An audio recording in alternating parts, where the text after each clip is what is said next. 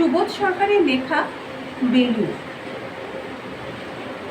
আমি একটা কোনায় দাঁড়িয়ে দেখছিলাম দুটি ছেলে গেরুয়া বসন করে মন্দিরে সিঁড়ি মুছছিল। এত মন দিয়ে আমি কাউকে সিঁড়ি মুছতে দেখিনি। এত ভালোবাসা দিয়ে আমি কাউকে ধুলো তুলতে দেখিনি। সিঁড়ি নয়, যেন জননীর ত্বক থেকে ধুলো তুলছিল। এইভাবে কেউ সিঁড়ি থেকে ধুলো মুছতে পারে এ আমি কোথাও দেখিনি।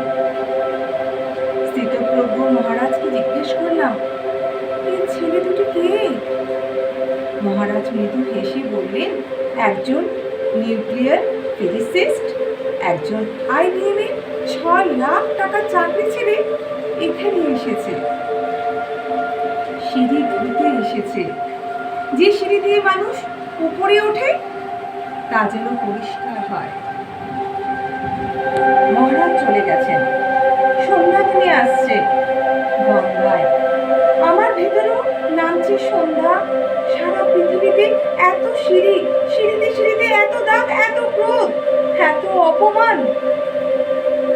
আরতি শুরু আগে মনে হলো যে সিঁড়ি মুছতে পারে না সে কোনোদিন মানুষের চোখের জল মুছতে পারবে না।